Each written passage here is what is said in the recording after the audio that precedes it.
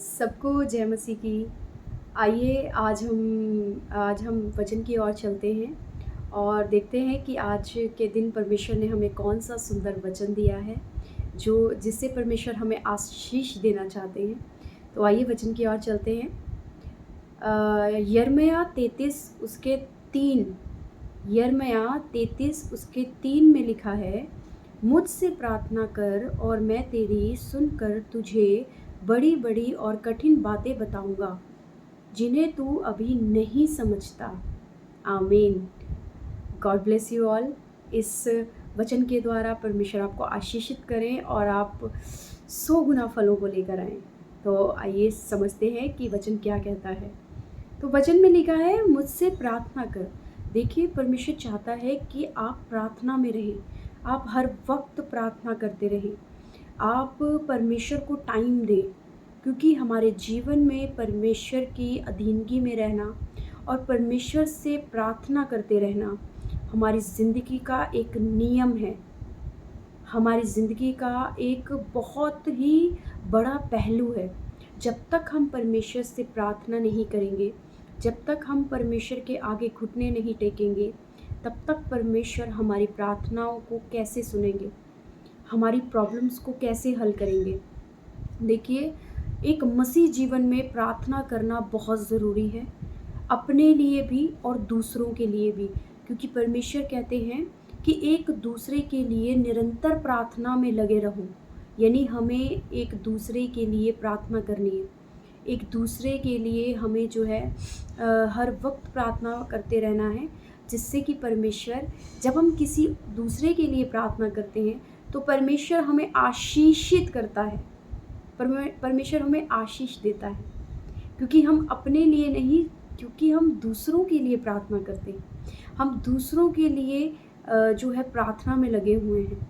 तो हमारी जो ज़रूरतें हैं वो परमेश्वर ज़रूर पूरी करते हैं, क्योंकि देखिए, अपने लिए तो हर कोई करता है, लेकिन सबसे अच्छी बात तब है जब आप दूसरों के लिए प्रार्थना करें, अपने अपने रिश्तेदारों के लिए, अपने परिवार के लिए, दूसरों के परिवारों के लिए और दूसरे लोगों के लिए, अपने दुश्मनों के लिए प्रार्थना करें।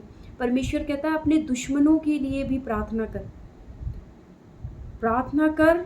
और कहे कि जिस तरह परमेश्वर तूने मेरे जीवन को चेंज किया है, जैसे तूने मुझे चेंज किया है, उसे भी चेंज कर, उसके जीवन को भी चेंज कर, उसके भी बंधनों को तोड़, ताकि वो भी एक दूसरे से प्रेम करने वाला बने, ताकि वो भी एक दूसरे के साथ चलने वाला बने, ताकि वो आपके वचनों पर चलने वाला बने। तो हमें एक दूसरे के लिए निरंतर निरंतर निरंतर प्रार्थना में बने रहना है। हमें रोज़ प्रार्थना करनी है, सुबह प्रार्थना करनी है, शाम को प्रार्थना करनी है, क्योंकि ये हमारे जीवन का एक हिस्सा है। जैसे खाना खाना, जैसे काम पर जाना, ऑफिस जाना आप लोगों के जीवन का हिस्सा है, वैसे ही प्रार्थना भी आपके जीवन का हिस्सा होना बहुत ज़रूरी है, क्योंकि प्रार्थना के बिना हम अधूरे हैं, क्योंकि प्रार्थना ही है जो हमें परमेश्वर से कनेक्ट करती है, जो हमें परमेश्वर से जोड़ती है। तो हमें परमेश्वर से अगर आशीषें पानी है, अगर बरकतें पानी हैं, अगर अपने परिवार को जो है सुरक्षित रखना है, तो हमें निरंतर प्रार्थना में बने रहना चाहिए। बहुत ज़रूरी है। अपने बच्चों को सिखाएं कि वो निरंतर प्रार्थना में बने रहें, प्रार्थना करें। और परमेश्वर कहता है कि मैं तेरी सुनकर तुझे बड़ी बड़ी और कठिन बातें बताऊंगा। देखो, परमेश्वर कहता है कि मैं तेरी सुनकर तुझे बड़ी बड़ी बातें बताऊंगा, यानी परमेश्वर के पास हमारे लिए बहुत कुछ है। परमेश्वर हमें बहुत कुछ बताना चाहते हैं, परमेश्वर हमें बहुत आशीषित करना चाहते हैं। परमेश्वर चाहते हैं कि जब हम उनसे प्रार्थना करें तो मैं उन्हें बहुत सी बातें बताऊं। प्रार्थना का मतलब होता है कि परमेश्वर के आगे घुटने टेकना, यानी परमेश्वर से बात करना।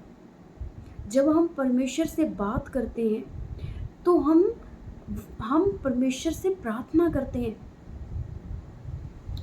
हम परमेश्वर से प्रार्थना करते हैं जब हम बाइबल को पढ़ते हैं, जब हम बाइबल में भजन संहिता को पढ़ते हैं, वहाँ पर सारी प्रार्थनाएँ हैं।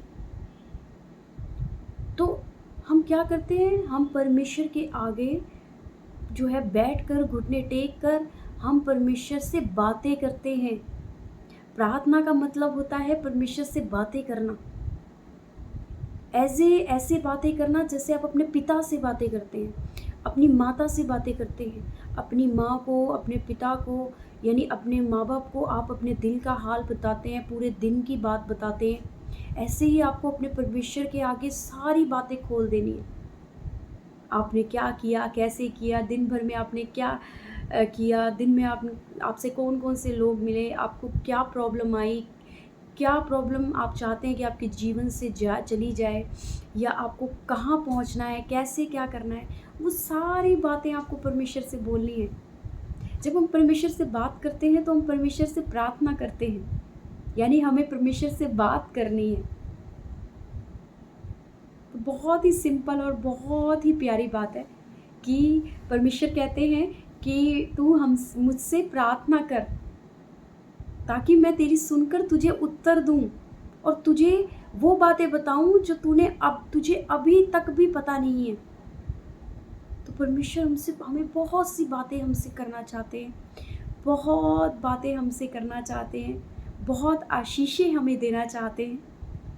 तो आप लोग सब परमेश्वर की अधीनगी में रहें, वचनों में रहें और परमेश्वर से बातें करते रहें। परमेश्वर को बहुत पसंद है जब हम लोग परमेश्वर से बातें करते हैं, क्योंकि परमेश्वर कहता है देखे से अनदेखा भला है। तो हमें बातें करने के लिए किसी इंसान की ज़रूरत नहीं है।